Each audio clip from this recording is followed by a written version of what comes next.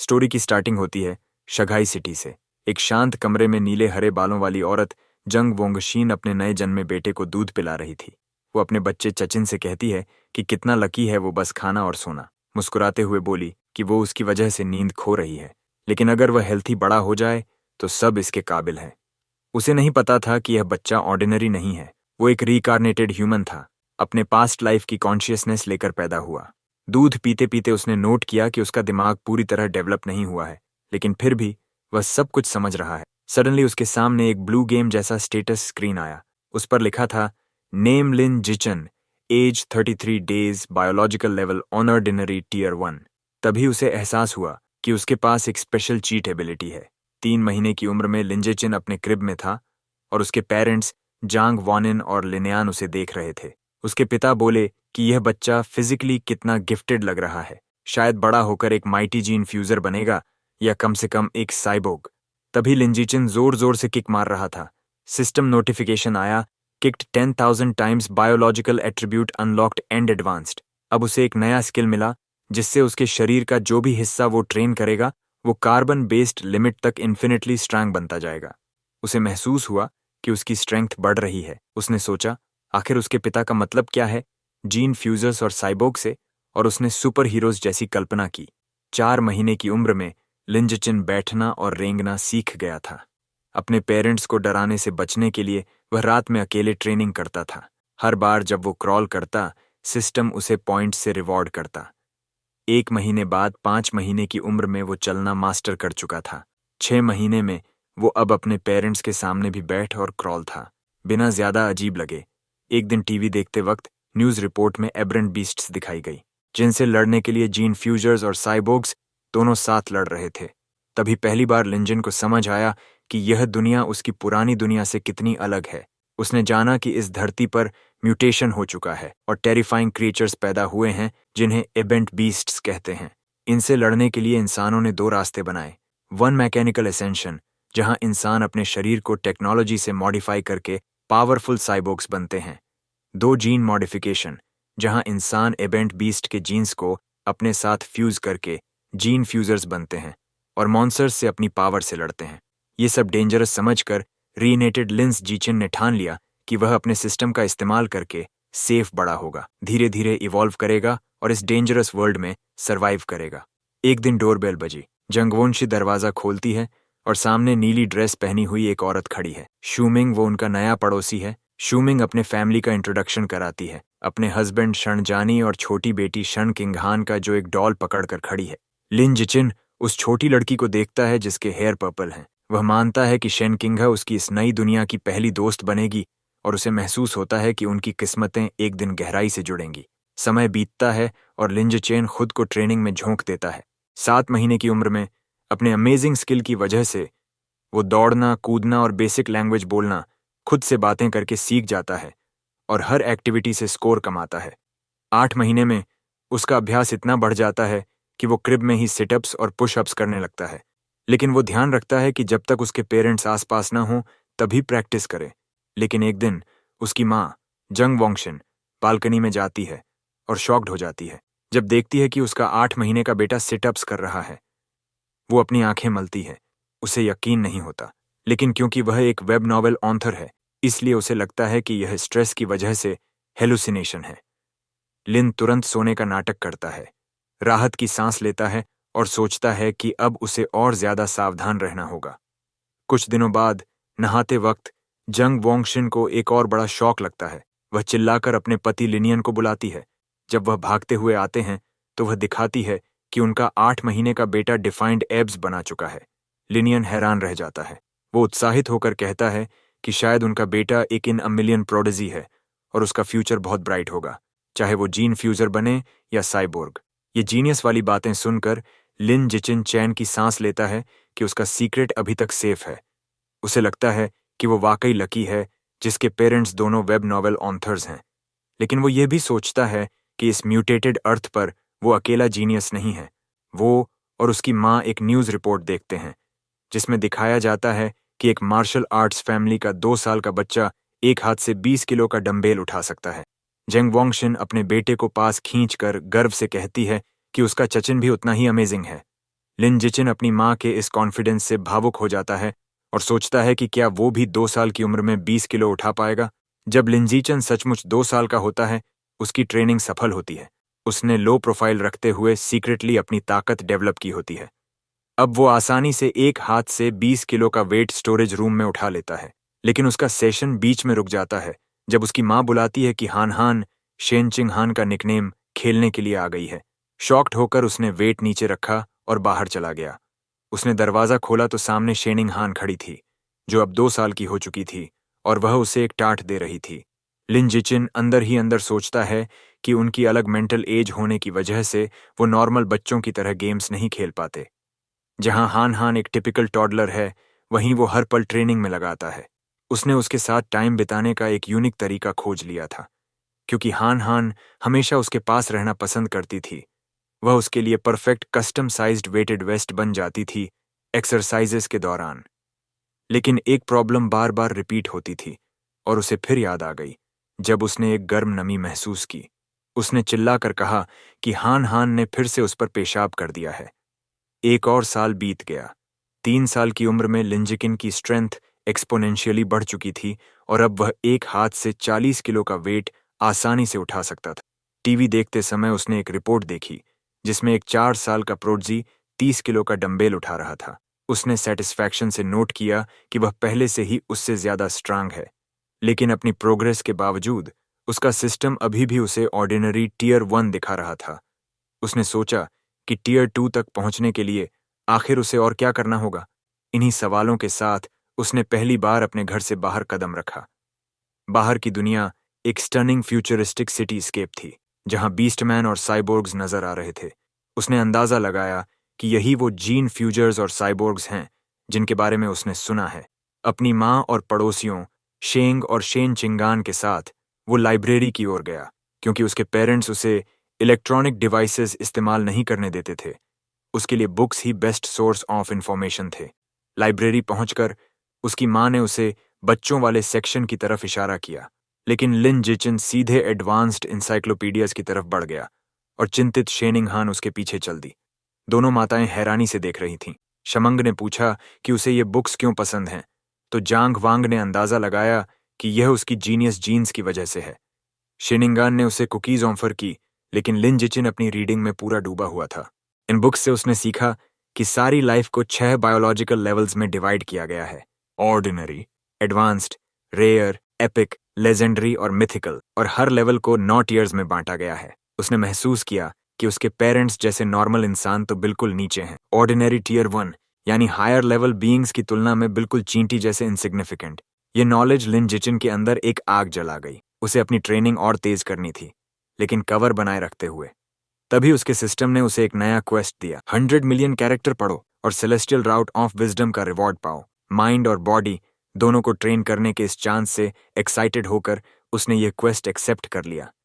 अगले 1 साल तक लिंजिन ने अपना समय शारीरिक ट्रेनिंग और बहुत पढ़ाई में बांट दिया। 4 साल की उम्र में वह और शेन चिन्हान अपने टीचर मिस जांगमे का हाथ पकड़े हुए किंडरगार्टन जाने लगे। उसकी मेहनत रंग लाई। स्कूल शुरू होने के थोड़े समय बाद ही वह ऑर्डिनरी टीयर 2 तक पहुंच गया।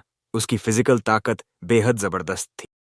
वह एक हाथ से 80 किलो वेट उठा सकता था, 1.2 मीटर ऊंचाई तक कूद सकता था और 100 मीटर की दौड़ सिर्फ 11 सेकंड से कम समय में पूरी कर सकता था। ये आंकड़े किसी एडल्ट के लिए भी बहुत बड़े हैं, एक किंडरगार्टनर की तो बात ही छोड़ो। एक दिन उसने देखा कि कुछ बच्चे शेन चिंघान को घेर कर खड़े हैं और उसे बेडवेटर कहकर चिढ़ा रहे हैं। अपने दोस्त को रुलाते हुए देखकर उसे समझ आ गया कि अब उसे एक्शन लेना होगा। वह नाटकीय अंदाज में सीधा बुलीज के बीच कूद गया, उन्हें घूरा और डरावनी धमकी दी। अगर किसी ने फिर से हान हान को सताया तो वह हर दिन उनके बेड पर पेशाब कर देगा। उसकी यह बचकानी लेकिन डरावनी धमकी काम कर गई। सारे बुलीज रोने लगे और प्रॉमिस किया कि वह कभी किंडरगार्टन वापस नहीं आएंगे। शेन चिन्हान ने अपने प्रोटेक्टर को प्रशंसा भरी नजरों से देखा। इस काम से उसके सिस्टम ने एक नया अचीवमेंट अनलॉक किया: किंडरगार्टन किड किंग का टाइटल और साथ ही एक नई क्वेस्ट सीरीज भी। लिन बेहद खुश था कि अब वह एक साथ कई क्वेस्ट्स पर काम कर सकता है। आधा साल बाद उसने अपना रीडिंग क्वेस्ट पूरा कर लिया। उसने 100 मिलियन कैरेक्टर पढ़ लिया थे, सेलेस्टियल रूट ऑफ विजडम, जिसने उसे परफेक्ट मेमोरी और पीक ह्यूमन लर्निंग एबिलिटी दी। समय तेजी से बीता और जल्द ही वह और शेन चिन्हान लगभग 7 साल के हो गए, अपने किंडरगार्टन ग्रेजुएशन फोटो के लिए पोज करते हुए। वेकेशन में भी लिंजिन ने आराम नहीं किया। अब वह इतना ताकतवर हो गया था कि 200 किलो बारबेल से ट्रेनिंग कर सकता था। छुट्टियों के दौरान उसकी एबिलिटीज नई ऊंचाइयों पर पहुंच गई। वह 2 मीटर से भी ऊंचा कूद सकता था और 100 मीटर की दौड़ में 8 सेकंड बैरियर तोड़ चुका था। 7.8 सेकंड्स का समय लेकर उसका दिमाग भी उतना ही तेज हो चुका था। उसकी नई एबिलिटी से बूस्ट होकर उसने पहले ही एलिमेंट्री स्कूल का ज्यादातर सिलेबस खत्म कर लिया था। उसकी नई जिंदगी सनशाइन एलिमेंट्री स्कूल में शुरू हुई, क्योंकि वह एडवांस्ड सब्जेक्ट्स खुद ही पढ़ रहा था। एकेडमिक कंपटीशंस उसके लिए आसान थे। उसने effortlessly national elementary school academic competition में पहला स्थान हासिल कर लिया, सिर्फ अपना टाइटल जल्दी अनलॉक करने के लिए। जब भी उसे फ्री टाइम मिलता, वह शेन चिंगहान को प्राइवेट ट्यूटरिंग देता। वह भले एक्सेप्शनल टैलेंट नहीं थी, लेकिन मेहनती जरूर थी। उसकी मदद से उसकी ग्रेड्स तेजी से इंप्रूव हो गई। सिर्फ एक सेमेस्टर बाद ही वह क्लास में दूसरे नंबर पर आ गई, जबकि लिन जिचन पहले स्थान पर था। अपनी क्वेस्ट को स्पीड अप करने के लिए उसने स्कूल स्पोर्ट्स मीट्स में भी हिस्सा लिया और हर रिकॉर्ड तोड़ डाला। उसे लगा था कि उसकी स्कूल लाइफ इसी प्रेडिक्टेबल रूटीन में चलती रहेगी, लेकिन तभी एक नया स्पेशल ट्रांसफर स्टूडेंट आया। टीचर ने नए स्टूडेंट का परिचय कराया, एक लड़की लंबे सिल्वी ब्लू बालों के साथ जिसका नाम था बाय। लिंज जिचिन ने तुरंत समझ लिया कि वह अलग है। जैसे ही वह दरवाजे पर खड़ी हुई, उसे फेंट अनयूजुअल ऑरा महसूस हुआ जो किसी नॉर्मल इंसान की नहीं थी। जैसे ही नई transfer student Bai Shuo seat ढूंढने के लिए अंदर चली, बाकी स्टूडेंट्स जिज्ञासा से उसे देखने लगे। शनचिंग हंजुकर लिंजेचिन, जिसे वह प्यार से शौचन बुलाती है, उसे फुसफुसाती है कि बशु के बाल कितने सुंदर हैं, बिल्कुल विंटर की स्नोफ्लेक्स जैसे। लेकिन लिंजेचिन का मूड ब्यूटी पर बात करने का नहीं था। जैसे ही बयू उसके पास आकर बैठी, उसका ध्यान उस अजीब नॉन ह्यूमन ऑरा पर था जो वो उससे महसूस कर रहा था। उसने सोचा, क्या यह कोई जीन फ्यूजर है या फिर किसी का डिसेंडेंट? आने वाले दिनों में बाई सबके लिए एक रहस्य साबित हुई। वो किसी से बात नहीं करती थी और जैसे ही क्लास खत्म होती, अपना सिर डेस्क पर रख देती और बिल्कुल हिलती भी नहीं। वो तो बम मुश्किल वॉशरूम के लिए भी उठती थी। शुरुआत में बच्चे क्यूरियस थे, यहां तक कि उसके सोते हुए फोटोज भी लेते थे। लेकिन जब उसका बिहेवियर वैसा ही रहा, तो सबका इंटरेस्ट चला गया और क्लासरूम फिर से नॉर्मल हो गया। लेकिन 1 महीने बाद यह शांति टूट गई। एक अजीब फिनोमिनन शुरू हुआ। बावर के शरीर से एक सफेद चिपचिपा लिक्विड निकलने लगा। वो सब्सटेंस बहुत बदबूदार था और उसके कपड़ों और पैरों पर बहता रहा। बाकी स्टूडेंट्स ने घृणा से रिएक्ट किया और शिकायत करने लगे कि स्मेल कितनी खराब है। एक लड़का मजाक उड़ाते हुए गंदी बातें करने लगा और फिर अपनी पानी की बोतल उस पर उड़ेल दी, कहते हुए कि वह उसे वॉश कर रहा है। अपमानित और भीगी हुई बिशु ने डेस्क पर अपनी मुट्ठी भी ली। आंसू उसके चेहरे पर बहने लगे और वह हल्की हल्की सिसकियों के साथ रोने लगी।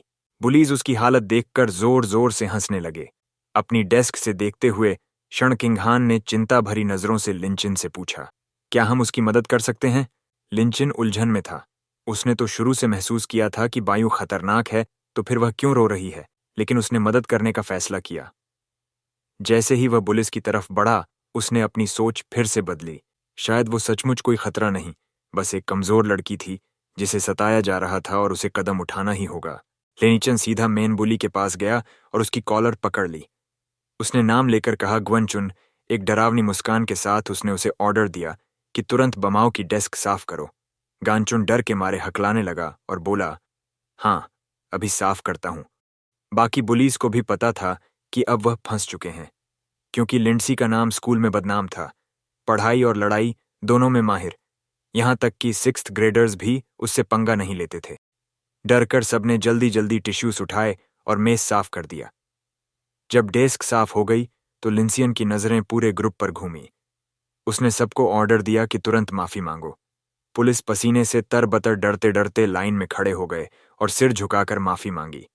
वादा किया कि अब कभी उसे तंग नहीं करेंगे। पुलिस के जाने के बाद बायू ने ऊपर देखा। उसकी आंखें आंसुओं से भरी थीं। उसने लिन जीचिन और शेन चिन्हान दोनों को शुक्रिया कहा। शेनिंगान ने उसका कंधा थपथपाया और कहा, क्लासमेट्स को एक दूसरे की मदद करनी चाहिए।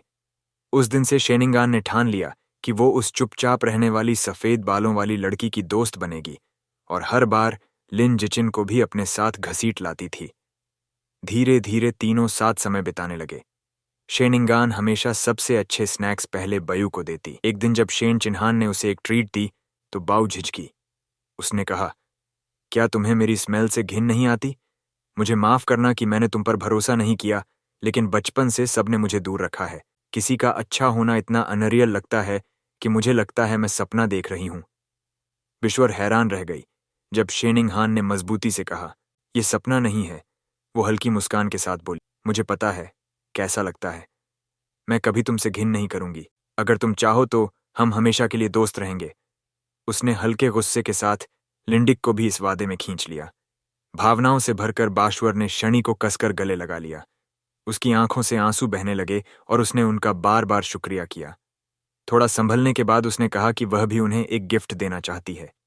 उसने एक नेकलेस निकाला जिसमें 2 बीस्ट फेंग्स थे और बताया कि यह उसकी माँ का बर्थडे गिफ्ट था। उसने कहा कि यह उनकी दोस्ती का सिंबल होगा। शेनिंगहन ने खुशी खुशी हामी भरी। तीनों बच्चे स्कूल यार्ड में खड़े हुए डूबते सूरज की रोशनी में खुशी खुशी बोल पड़े, हम हमेशा दोस्त रहेंगे। लेकिन जैसे ही उनकी नई दोस्ती मजबूत हुई, अचानक सब बदल गया। एक दिन शेनिंगान हैरान रह गई जब उसे पता चला कि बायू ने स्कूल छोड़ दिया है। लिंडचिन ने इसकी पुष्टि की बताते हुए कि उसने उसे खुद विड्रॉल पेपर्स भरते देखा था। उसकी यादों में वो मोमेंट ताज़ा हो गया। उसने प्रिंसिपल के ऑफिस के दरवाजे से देखा था, जहां बायू प्रिंसिपल के साथ थी और एक बड़ा डरावना आदमी साइबरनेटिक आर्म्स के साथ खड़ा था। प्रिंसिपल ने उस आदमी को भरोसा दिलाया कि बैशु के सारे पेपर पूरे हो गए हैं और उसकी जानकारी गोपनीय रखी जाएगी। ये देखकर लिंस जिचन का शक पक्का हो गया कि बशु की पहचान साधारण नहीं थी। उस दिन के बाद उसने उसे फिर कभी नहीं देखा और सोचता रह गया कि असल में वो कौन थी। कुछ समय बाद लिंजन घर पर अपनी माँ जंग वांगशिन को शोल्डर मसाज दे रहा था। माँ ने चैन की सांस ली और बोली कि टाइपिंग के लंबे दिन के बाद यह मसाज बिल्कुल परफेक्ट है। अंदर ही अंदर लिंजन ने नोट किया कि उसने यह प्रोफेशनल मसाज स्किल्स अपने सेलेस्टियल रूट ऑफ विजडम की वजह से सीखे हैं और उसे हैरानी हुई कि यह इतनी काम की निकली। उनकी शांत शाम को एक बड़ी खबर ने तोड़ दिया। न्यूज़ रिपोर्ट में दिखाया गया कि क्योटो प्रोडिजी ने फिर से कमाल कर दिया। सिर्फ 10 साल की उम्र में उसने अबेट बीस्ट जीन्स के साथ सफल फ्यूजन कर लिया था और अब वह एक हाथ से 500 किलो की चट्टान उठा सकता था। लिंजिचिन ने उस लड़के को पहचाना और झटका खाया कि उसका प्रतिद्वंदी पहले ही जीन फ्यूजन शुरू कर चुका है। उसके पिता लिनियान ने शिकायत की कि यह क्योटो वाला लड़का हमेशा टीवी पर छाया रहता है। क्या लोग उसे इन्फ्लुएंसर बनाना चाहते हैं? माँ बाप में बहस शुरू हो गई। लिनियान बोला कि वह बच्चा 1000 साल पुराने मार्शल आर्ट्स परिवार से है, उनके पास जरूर एडवांस जीन फ्यूजन टेक्नोलॉजी होगी। जांग वांगशेन ने तर्क दिया कि बच्चे को गिनी पिक बनाना गलत है। पिता ने पलट कर कहा कि ऐसे परिवारों के लिए परिवार की इंटरेस्ट सबसे ऊपर होती है। माँ ने तंज कसते हुए कहा, तुम्हें तो सब पता है। उनकी बहस के बीच लिन जिचन गहरी सोच में था। उसे याद आया कि फ्यूजन से पहले वो लड़का 100 किलो उठाता था, अब 500 किलो, यानी 5 गुना ताकत।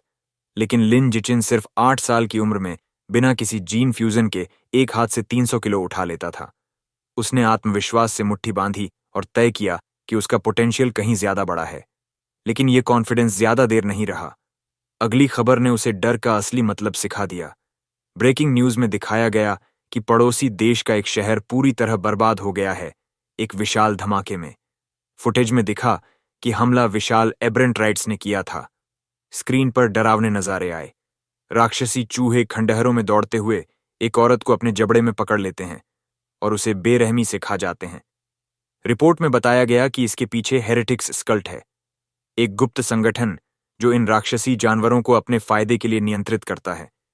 एक प्रेस कॉन्फ्रेंस में सकूरा कंट्री के अधिकारी ने अंतर्राष्ट्रीय मदद की गुहार लगाई। लिंजेचिन ने समझा कि यह हेरेटिक्स इंसानियत के गद्दार हैं। उसे सुकून मिला कि वह एक शक्तिशाली और सुरक्षित देश में पैदा हुआ है, जहां वो छुपकर मजबूत हो सकता है। तभी बाहर से सोनिक बूम्स की आवाज आई। वो खिड़की पर दौड़ा और पर्दे हटाए। रात के आसमान में भारी हथियारों से लैस साइबोर्ग्स की एक टुकड़ी उड़ रही थी। उसने सोचा कि इतने लोग क्यों तैनात किए गए हैं। उम्मीद की कि कुछ बुरा ना हो। अगली सुबह सब कुछ सामान्य दिखा। लिन जिचिन बाहर शनिंग हान का इंतजार कर रहा था। वह दौड़ती हुई आई और माफी मांगी कि लेट हो गई। जैसे ही वह पास आई, लिन जिचिन ने कुछ अजीब देखा। उसके गले में लटक रहा बीस्ट फेंक नेकलेस जो बशु ने उन्हें दिया था चमकने लगा। नीली रोशनी निकल रही थी और उसने तुरंत पहचान लिया कि यह किसी एवरेट बीस्ट का दांत है, वही गैर मानवीय आभा जिसकी उसने पहले झलक महसूस की थी। रोशनी उतनी ही जल्दी गायब हो गई जितनी जल्दी आई थी। दोनों ने इसे ज्यादा ध्यान नहीं दिया, लेकिन लिन जिचिन के मन में खौफ बैठ गया। साइबोर्ग्स की तैनाती और इस फेंक की प्रतिक्रिया कुछ बड़ा होने वाला है। स्कूल जाते समय एक रहस्यमयी औरत उनके रास्ते में आई। लंबे लाल बाल, काली ड्रेस और एक लैंप पोस्ट से टिक कर खड़ी हुई। वो मुस्कुराते हुए बोली, क्या प्यारे बच्चे हो? क्या तुम भाई बहन हो? शेनिंगान ने गर्व से जवाब दिया, नहीं, हम बचपन से सबसे अच्छे दोस्त हैं। औरत ने हल्की उदासी से कहा, काश मेरा भी कोई बचपन का दोस्त होता। फिर अचानक उसका चेहरा डरावना हो गया। आंखों में चमक ली उसने पूछा, लेकिन तुम लोग स्कूल अकेले क्यों जा रहे हो? तुम्हारे माता पिता कहाँ हैं? जैसे ही शेनिंग हन बोलने लगी, लिन जिचिन ने जल्दी से उसका हाथ पकड़ लिया और बीच में काटते हुए कहा, चलो, लेट हो रही है। वो उसे खींच कर आगे ले गया। पीछे रह गई। वो रहस्यमयी लाल बालों वाली औरत काफी दूर आने के बाद उसने शेनिंग हान को हल्के से डांटा, उसे याद दिलाते हुए कि अजनबियों से बात नहीं करनी चाहिए। उसने सिर हिलाकर हामी भर दी। स्कूल के बाद लिन जिचिन उसे एक सुनसान गली से ले गया। शेनिंग हान घबराकर बोली कि यह जगह कितनी डरावनी है। लिन जिचिन ने समझाया कि इस इलाके को गिराने का काम तय हो चुका है और सब लोग पहले ही यहां से जा चुके हैं। उनकी चाल अचानक एक जानी पहचानी आवाज से रुक गई।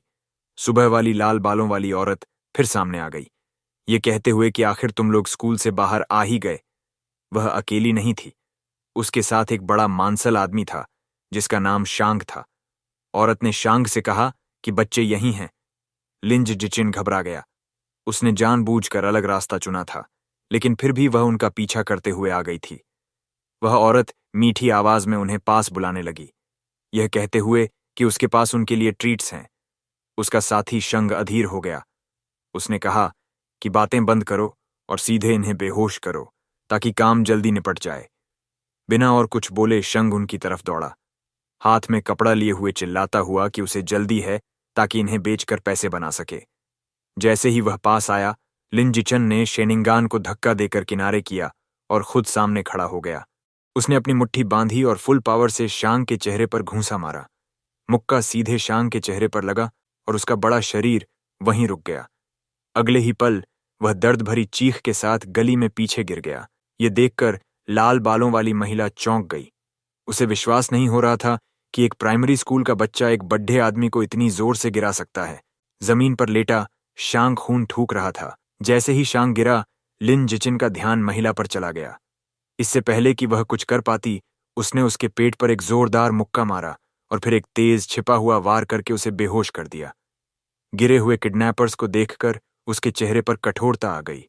उसने पास से एक ईंट उठाई और सोचा कि चूंकि इस सुनसान गली में कोई कैमरा नहीं है, इसलिए उसे इन दोनों को यहीं खत्म कर देना चाहिए।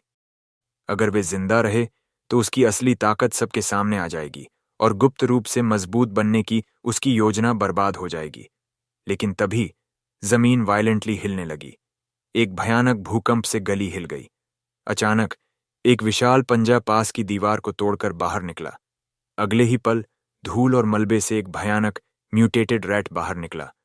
डिमोनिक रैट ने बच्चों पर ध्यान नहीं दिया और सीधे बेहोश महिला पर झपट्टा, लेकिन उसे खाने के बजाय उसने अपने पंजे का इस्तेमाल करके उसका सिर काट दिया।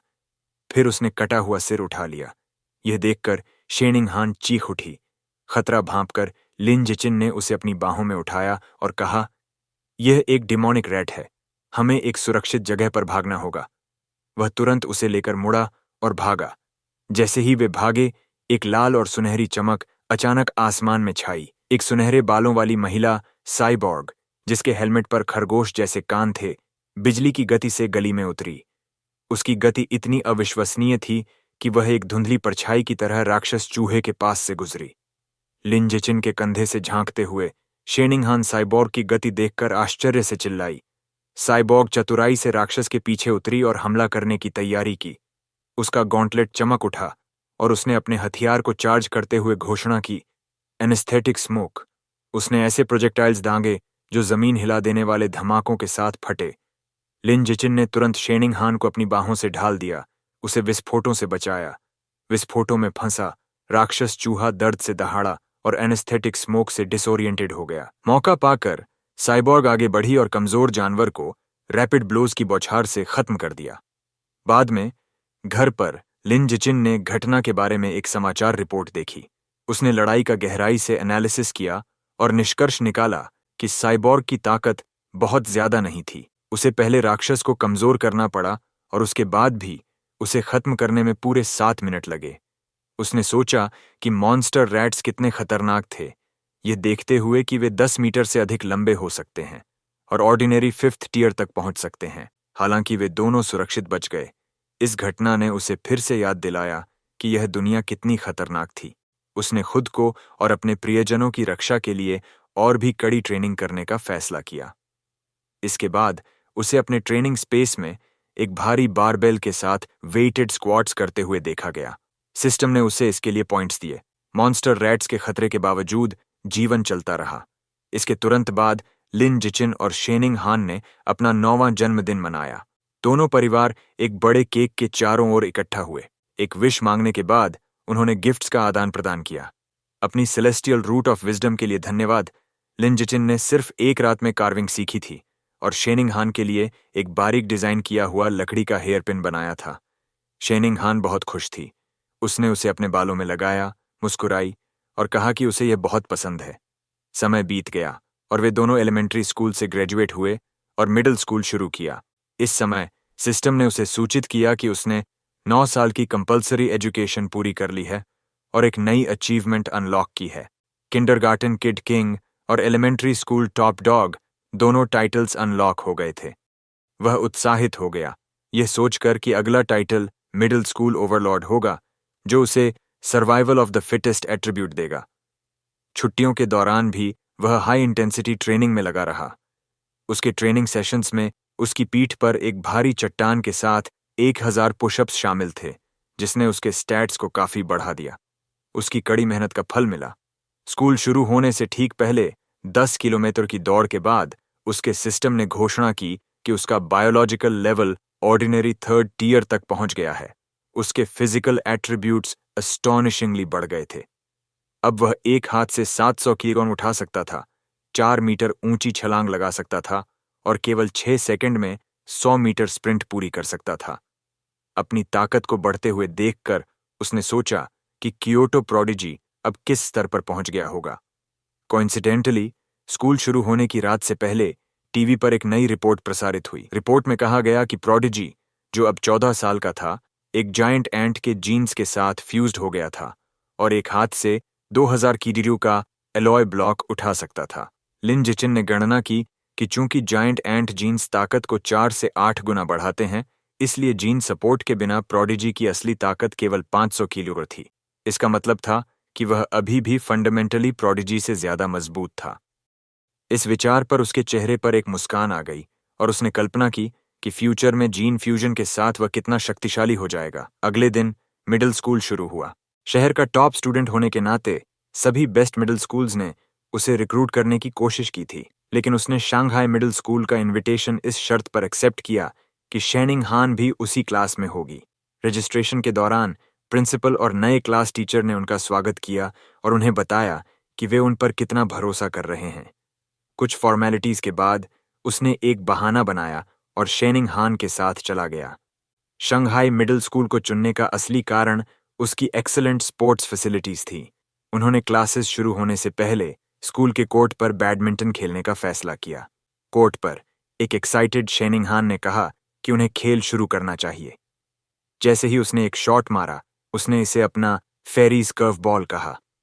लिन जिचिन ने आसानी से हवा में शटलकॉक को पकड़ लिया, लेकिन उनका खेल बाधित हो गया। सीनियर स्टूडेंट्स का एक समूह आया और उनके लीडर, जिसने उलटी टोपी पहन रखी थी, ने शटलकॉक छीन लिया और कहा कि कोर्ट उनके लिए रिजर्व्ड है। उसके दोस्तों ने मजाक में कहा कि अगर शेनिंग हान चाहे तो वह उनके साथ खेल सकती है। शेनिंग हान ने मजबूती से जवाब दिया कि उन्हें नियमों का पालन करना चाहिए और वे पहले आए थे। लिन जिचिन ने आने वाले सीनियर्स को ठंडी निगाह से देखा और एक सख्त आवाज में कहा कि उन्हें शेनिंग हान से दूर रहना चाहिए और फर्स्ट कम फर्स्ट सर्व्ड के नियम को याद रखना चाहिए। लीडर ने एरोगेंट से हंसते हुए कहा कि अब कोर्ट उसका है। उसने शटलकॉक उठाया और सर्व करने ही वाला था कि लिन जिचिन हिल गया। उसने एक ठंडी आवाज में कहा कि अब से केवल उसके नियम यहां लागू होंगे। वह अविश्वसनीय ताकत के साथ कूदा और शटलकॉक को इतनी तेजी से स्मैश किया कि वह कोर्ट के पार एक सफेद ब्लर की तरह स्ट्रीक्ड हो गया। फोर्स इतनी जबरदस्त थी कि लीडर को प्रतिक्रिया करने का समय नहीं मिला। इम्पैक्ट से उसका रैकेट टूट गया और उसकी टोपी उड़ गई। सीनियर्स के चेहरों पर पसीना और डर साफ दिखाई दे रहा था। वे कांप रहे थे, ये सोचकर कि क्या लिन जिचिन इंसान भी था या किसी तरह का जीन फ्यूजन यूजर था। उनमें से एक ने घबराकर कहा कि अगर शॉट थोड़ा भी चूक गया होता तो उनके बॉस का सिर उड़ गया होता। डरे हुए सीनियर्स ने माफी मांगने के लिए गहरा बाव किया, ये कहते हुए कि अब वे नियमों को समझ गए हैं और तुरंत चले जाएंगे। फिर वे तेजी से वहां से भाग गए। शायद उस घटना की खबर फैल गई क्योंकि उसके बाद किसी ने भी लिन जिचिन या शेनिंग हान को परेशान करने की हिम्मत नहीं की। बाकी स्कूल जीवन बहुत कुछ वैसा ही था, बस बड़ा और बेहतर फैसिलिटीज के साथ। लिन जिचिन अपनी पढ़ाई में बहुत आगे था क्योंकि उसने पहले ही पूरा मिडिल स्कूल करिकुलम पूरा कर लिया था। क्लास में वह अक्सर अपना समय इंटरेस्टिंग किताबें पढ़ने में बिताता था।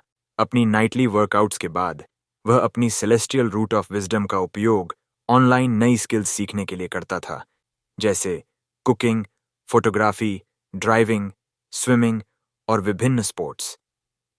मिडिल स्कूल ओवरलॉर्ड टाइटल को अनलॉक करने के लिए उसने न केवल हर सब्जेक्ट में पहला स्थान हासिल किया, बल्कि स्कूल को नेशनल कॉम्पिटिशन्स में भी रिप्रेजेंट किया और आखिरकार ट्रॉफीज के ढेर के बीच खड़ा देखा गया। लो प्रोफाइल बनाए रखने के लिए उसने जानबूझकर हर कंपटीशन में पहला स्थान नहीं लिया। एक पूरा सेमेस्टर बीत गया लेकिन टाइटल अभी तक अनलॉक नहीं हुआ था। हालांकि उसके स्टेलर परफॉर्मेंस ने उसे कई फैन गर्ल्स दिलाईं जिन्होंने उसकी डेस्क पर कई लव लेटर्स छोड़े, लेकिन उसने उन सभी को इग्नोर कर दिया। शेनिंग हान को ट्यूटर करने के अलावा वह अपकमिंग स्कूल स्पोर्ट्स फेस्टिवल पर केंद्रित था। उसे विश्वास था कि अगर वह पूरी तरह से डोमिनेट करता है तो टाइटल आखिरकार अनलॉक हो जाएगा। फेस्टिवल के लिए उसने केवल 3 इवेंट्स चुने, शॉर्ट पुट, हाई जंप और स्प्रिंटिंग, जो क्रमशः ताकत, कूदने और गति का प्रतिनिधित्व करते थे। शॉर्ट पुट में उसने एक एस्टॉनिशिंग 200 समथिंग मीटर्स फेंका। हालांकि उसने खुद को नियंत्रित किया ताकि वह सुपर ह्यूमन न दिखे, फिर भी उसने आसानी से तीनों इवेंट्स में पहला स्थान हासिल किया। जैसे ही वह शेनिंग हान के साथ बैठकर अपने गोल्ड मेडल की प्रशंसा कर रहा था, उसने अपने शरीर के भीतर एक नई शक्ति का उदय महसूस किया। एक सिस्टम नोटिफिकेशन दिखाई दी जिसमें घोषणा की गई कि उसकी अचीवमेंट्स के कारण, जो अन्य सभी स्टूडेंट्स से कहीं अधिक थीं, उसने middle school Overlord title unlock कर लिया था। तीनों स्कूल एज टाइटल्स अनलॉक होने के साथ dominant 9 years of compulsory education achievement पूरी हो गई और उसे एक नया बायोलॉजिकल एट्रीब्यूट मिला, सर्वाइवल ऑफ द फिटेस्ट। अपने भीतर उस शक्ति को महसूस करते हुए लिन जिचिन को सेटिस्फैक्शन महसूस हुआ कि टाइटल आखिरकार अनलॉक हो गया था। जैसे ही लिन जिचिन और शेनिंग हान स्कूल छोड़ते हैं, वह अपने नए survival of the fittest attribute के बारे में सोचता है। यह एबिलिटी एक प्रेडेटर को अन्य क्रीचर्स के लाइफ एसेंस को खाकर इवॉल्व करने की अनुमति देती है। वह सोचता है कि लाइफ एसेंस क्या है। वह सोच में खोया रहता है जब तक कि शेनिंग हान उसे रोक नहीं लेती। वास्तविकता में वापस आकर उसे एक आइडिया आता है। वह शेनिंग हान से पूछता है कि क्या वह उसका बीस्ट फैंग नेकलेस उधार ले सकता है। वह सहमत हो जाती है और उसे दे देती है। जैसे ही उसकी उंगलियां फैंग को छूती हैं, एक सिस्टम नोटिफिकेशन दिखाई देती है। इसमें कहा गया है कि उसने एबिसल जायंट बटरफ्लाइज के लाइफ एसेंस का एक ट्रेस खा लिया है और एक नई गाइड बुक 1% प्रोग्रेस के साथ खुल गई है। एक बड़े गहरे रंग के बटरफ्लाई की एक स्पेक्ट्रल इमेज, जिसकी विंग्स पर आंखें थीं, उसके चारों ओर दिखाई देती हैं। वह शॉक्ड है कि फैंग वास्तव में एक बटरफ्लाई का दांत है। उस रात और अधिक जानने की उम्मीद में वह ऑनलाइन एबिसल जायंट बटरफ्लाई को खोजता है, लेकिन उसे कोई परिणाम नहीं मिलता है। उसे पता चलता है कि उसे इस एक्सोटिक बीस्ट का अध्ययन खुद करना होगा। उसे याद आता है कि बैशर ने उन्हें 2 फैंग्स दिए थे। वह अपने बैग में खोजता है और दूसरा फैंग निकालता है। दूसरे फैंग को पकड़े हुए वह उसकी शक्ति को फिर से अब्जॉर्ब करता है। एक और सिस्टम नोटिफिकेशन दिखाई देती है जिसमें कहा गया है कि उसने दूसरे लाइफ एसेंस का भी एक ट्रेस खा लिया है। लेकिन गाइड बुक की प्रोग्रेस केवल 2% तक बढ़ी। वह फैंग को देखकर निराश हो जाता है। उसे पता चलता है कि इसमें ज्यादा लाइफ एसेंस नहीं बचा है। वह सोचता है कि उसे एबिसल जायंट बटरफ्लाई की पूरी शक्ति को अनलॉक करने के लिए कोई और तरीका खोजना होगा। अगले दिन लिन जिचेन और शेनिंग हान अपनी रोजाना की तरह स्कूल से साइकिल पर घर लौट रहे थे। यह लिन जिचेन को जल्दी ट्रेनिंग देने और किसी भी जानवर से भागने में मदद करने के लिए था। जैसे ही वे स्कूल के बाहर निकले, एक आदमी ने उन्हें आवाज दी। एक ट्रैक सूट में उस आदमी ने जिचेन को रोका और अपना परिचय दिया। उसका नाम कोच गुओ था और वह स्कूल के मार्शल आर्ट्स टीम का कोच था। उसने लिन जिचेन की स्कूल के एथलेटिक कंपटीशन में शानदार परफॉर्मेंस की तारीफ की, जो स्कूल के इतिहास में सबसे अच्छी थी। जोश के साथ उसने उसे फॉर्मली इनवाइट किया टीम में शामिल होने के लिए। उसने जिचेन से कहा कि उसकी एथलेटिक टैलेंट उसकी पढ़ाई से ज्यादा वैल्यूएबल है। कोच गुओ ने उसे हाँ कहने के लिए कहा, लेकिन उसे सोचने के लिए कुछ समय भी दिया।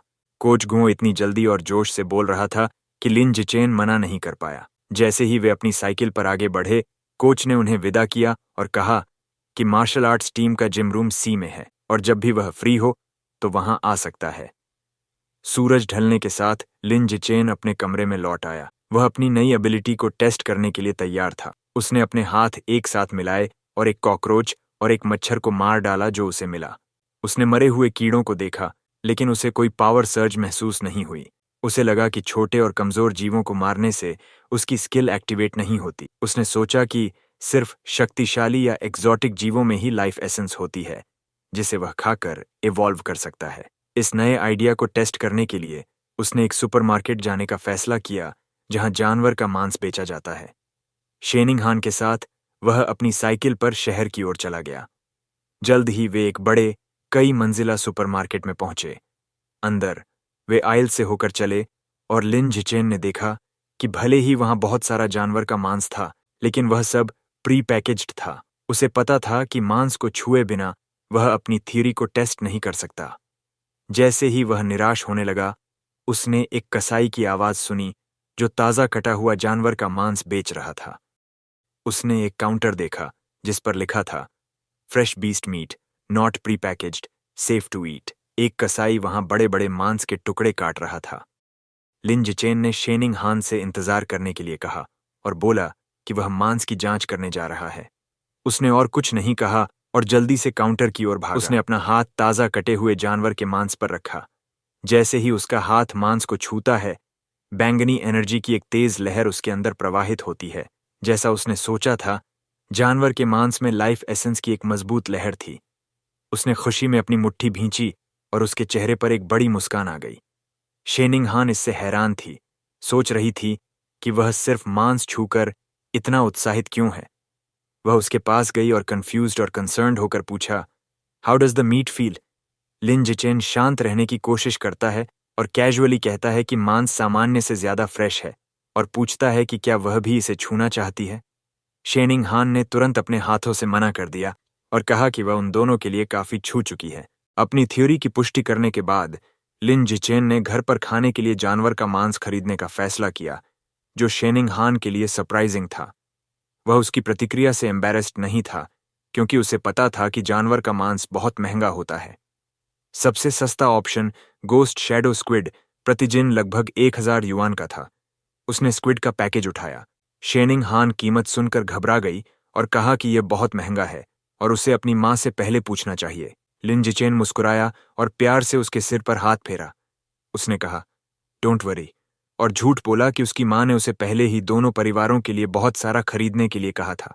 एक फ्लैशबैक में उसकी मां, जांग वंश, खुशी खुशी एक दावत की तैयारी कर रही थी। अंदर लिन जिचेन मानता है कि शेयर करना उसकी योजना का हिस्सा है, लेकिन उसका ज्यादा इंपॉर्टेंट रीजन ये टेस्ट करना है कि क्या वह खाते समय लाइफ एसेंस को अब्जॉर्ब कर सकता है, क्योंकि उसे डर था कि सीधे अब्जॉर्प्शन से मांस खराब हो जाएगा। चेकआउट पर उसने 29.94 युआन में गोस्ट शैडो स्क्विड के 3 पैकेजेस खरीदे। महिला कैशियर ने उसे धन्यवाद दिया। जैसे ही वे बाहर निकले, लिन जिचेन ने सोचा कि मांस कितना महंगा था और सोचा कि वे इसे फिर से कब खरीद पाएंगे। जब तक उनकी शॉपिंग खत्म हुई, 9:30 PM से ज्यादा हो चुके थे। शहर में हाल ही में अराजकता रही थी, इसलिए उन्होंने सुरक्षा के लिए सीधे घर जाने का फैसला किया। घर जाते समय लिन जिचेन अपने एक्सपेरिमेंट के बारे में सोचता रहा। वह इंतजार नहीं कर पाया और उसने चुपके से अपना हाथ अपनी बास्केट में रखे मांस के पैकेज पर रख दिया। तुरंत उसे वहीं परिचित बैंगनी एनर्जी की तेज लहर महसूस हुई। उसके सिस्टम ने पुष्टि की कि उसने गोस्ट शैडो स्क्विड की लाइफ एसेंस का एक हिस्सा खा लिया है। उस प्राणी के लिए नया गाइड बुक अनलॉक हो गया, लेकिन प्रोग्रेस केवल 0% बढ़ा। उसके दिमाग में एक भयानक कई आंखों वाली स्क्विड की तस्वीर उभर आई। जैसे ही वे अपनी साइकिल पर शांत गलियों से जा रहे थे, उसने थोड़ा मानसिक मैथ किया। उसे पता चला कि बस थोड़ा सा मांस खाने से उसकी ताकत का एक छोटा सा हिस्सा ही अनलॉक हुआ। उसने सोचा कि गाइड बुक में 100% तक पहुंचने के लिए उसे 100 जिन तक खाना होगा, जिसकी कीमत लगभग 100,000 युआन होगी। उसने स्क्विड की पानी में घुलने और गायब होने की स्पेशल एबिलिटी के बारे में सोचा और तय किया कि यह शक्तिशाली स्किल कीमत के लायक है। उसका रास्ता साफ है, उसे बहुत पैसा कमाना होगा, क्योंकि वह अपने परिवार से इतना नहीं मांग सकता। फिर उसे याद आया कि मांस खरीदने का दूसरा कारण ये टेस्ट करना था कि क्या लाइफ एसेंस अब्सॉर्ब करने से मांस खराब हो जाता है। उसने पैकेज को देखा। मांस अभी भी पूरी तरह से फ्रेश लग रहा था। वह खुश था कि एसेंस लेने से मांस खराब नहीं होता है। जैसे ही वह इसकी शक्ति को एब्सॉर्ब करता है, स्क्विड के लिए उसकी प्रोग्रेस बार 3% तक बढ़ जाती है। उसकी एकाग्रता तब टूटती है जब शेनिंग हान उसे चेतावनी देती है। उसने जल्दी से ब्रेक्स लगाए और साइकिल रोक दी। वह एक जोड़े से बस कुछ इंच की दूरी से टकराने से बचा और माफी मांगी। उसने खुद को फटकारा कि वह कहाँ जा रहा है, इस पर ध्यान नहीं दे रहा था और सोचा कि यह लेन इतनी भीड़भाड़ वाली क्यों है। शेनिंग हान ने आगे इशारा किया। उन्होंने एक तनावपूर्ण सिचुएशन देखी। एक मस्क्यूलर, लाल बालों वाला आदमी एक महिला को चाकू की नोक पर हॉस्टेज बनाए हुए था। शेनिंग हान घबराकर हॉस्टेज को अपनी टीचर जिया के रूप में पहचानती है। वह आदमी भीड़ को धमकी देता है। पुलिस अधिकारी मेगाफोन के साथ सिचुएशन को शांत करने की कोशिश कर रहे थे। पुलिस कैप्टन ने एक अधिकारी अबिंग को रोका और उसे बिना कारण गोली न चलाने के लिए कहा। कैप्टन ने समझाया कि टारगेट हॉस्टेज के बहुत करीब है और उसे ढाल के रूप में इस्तेमाल कर रहा है, इसीलिए एक साफ शॉट लेना इम्पॉसिबल है। अधिकारी ने ट्रैंक्विलाइजर गैस का सुझाव दिया, लेकिन कैप्टन ने मना कर दिया, डरते हुए कि सस्पेक्ट इसका असर होने से पहले एजिटेटेड हो सकता है। पुलिस हिचकिचाई। तभी लिन जिचेन आगे बढ़ा। उसने फुटपाथ से एक छोटा पत्थर उठाया और उसे अविश्वसनीय गति और सटीकता के साथ फेंका। पत्थर ऑफिसर अबिंग की बंदूक से टकराया, जिससे उसकी गोली चूक गई। भटकी हुई गोली हॉस्टेज टेकर के हाथ में लगी, जिससे वह चिल्लाया और अपना चाकू गिरा दिया। इससे टीचर जिया मुक्त हो गई। अवसर देखकर पुलिस कैप्टन ने अपनी टीम को आगे बढ़ने का आदेश दिया। अधिकारी जल्दी से आगे बढ़े और सशस्त्र सस्पेक्ट को पकड़ लिया।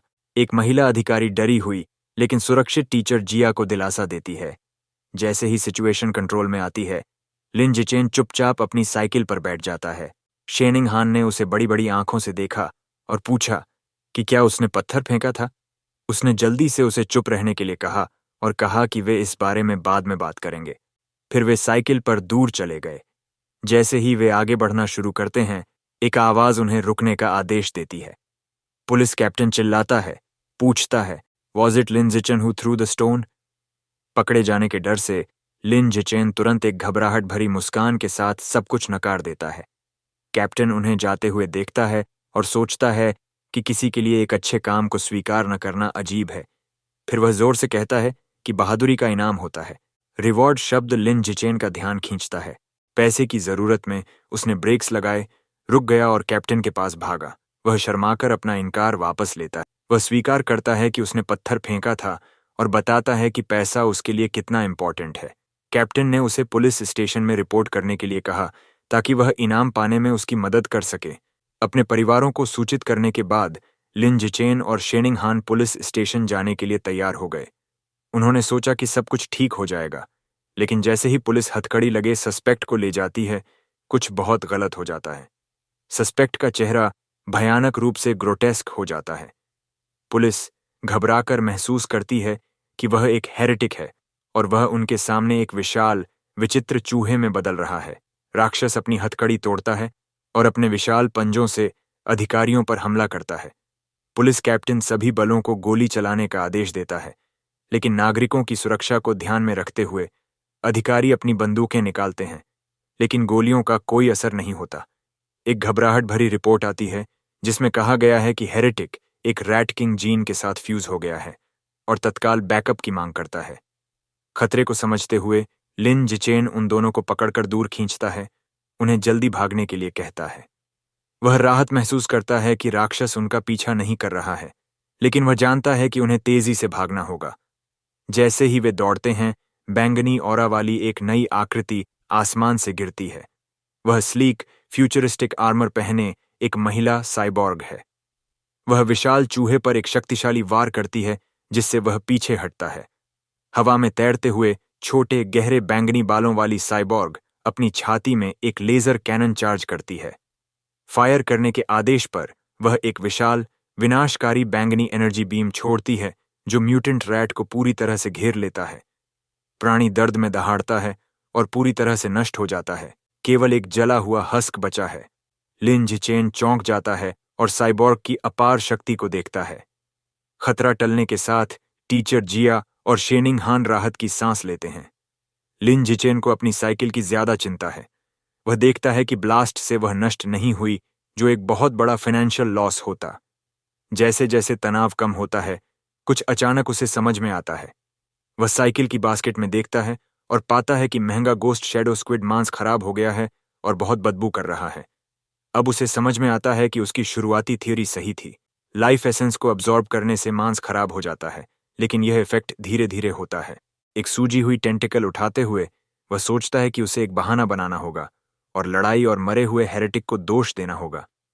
एक नाटकीय अंदाज में उसने खराब हुई टेंटिकल को नीचे फेंका और जोर से कहा कि जानवर की लड़ाई और साइबॉर्ग के हमले की वजह से मांस जल गया था।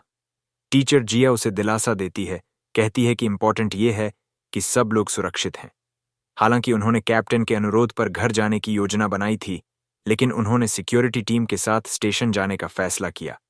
उन्होंने यह उम्मीद नहीं की थी कि वे उसी वैन में होंगे जहां हेरेटिक के शरीर के अवशेष रखे गए थे।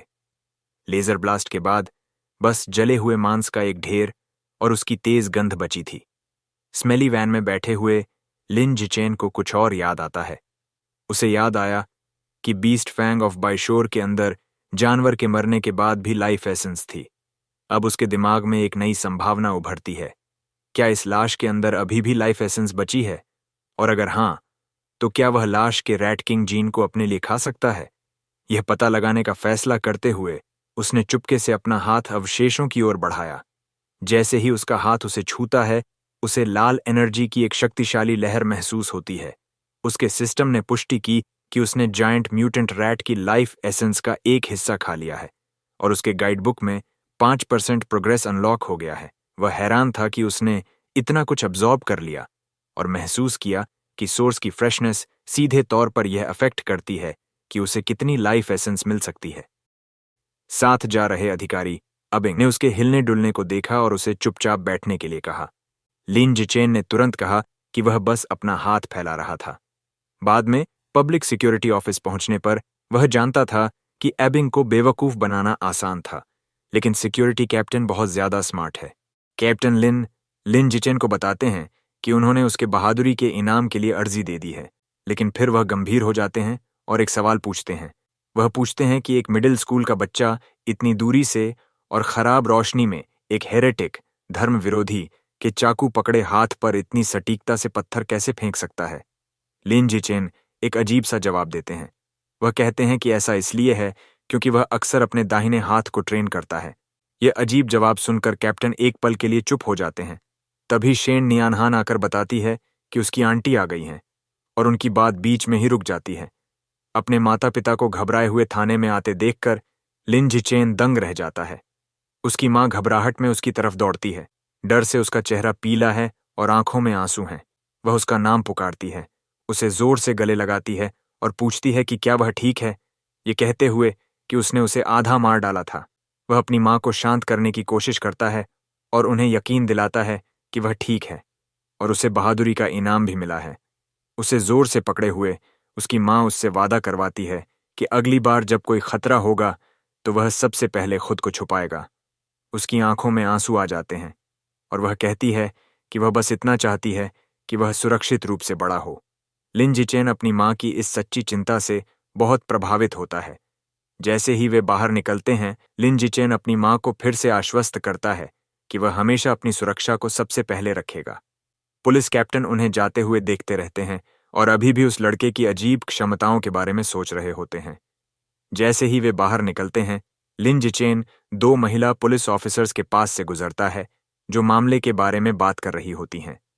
एक अधिकारी कहती है कि परवर्ट्स, विकृत और भी बेशर्म हो गए हैं, और उसकी साथी बताती है कि वह हेरेटिक असल में गैंगयुन यूनिवर्सिटी का लिबरल आर्ट्स स्टूडेंट था जिसे रैट गॉड कल्ट ने ब्रेन वॉश किया था। पहली अधिकारी उस कल्ट को कोसती है, लेकिन दूसरी कहती है कि उन्हें समस्या की जड़ को खत्म करना होगा, और वह है सेल्फ प्रोक्लेम्ड रैट किंग। यह नाम तुरंत लिन जिचेन का ध्यान खींचता है। कार में घर जाते समय वह तुरंत अपने फोन पर रैट गॉड कल्ट के बारे में रिसर्च करना शुरू कर देता है। वह इतनी सारी जानकारी देखकर हैरान रह जाता है। वह सीखता है कि कल्ट का मुख्य बेस शंघाई सिटी में है और इसके ज्यादातर सदस्य सामाजिक बहिष्कार, सोशल आउटकास्ट्स हैं। रिसर्च करते समय उसे एक बहुत ही चौंकाने वाली जानकारी मिलती है। रैट किंग एक हायर लेवल बीइंग में विकसित होना चाहता है और अपने अनुयायियों को एवोल्यूशनरी मटेरियल्स इकट्ठा करने के लिए मजबूर कर रहा है।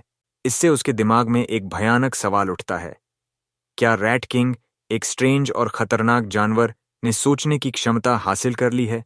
इसी समय उसकी सोच टूट जाती है जब वह खिड़की से बाहर देखता है। फुटपाथ पर उसे एक बिल्ली के जितना बड़ा चूहा दिखता।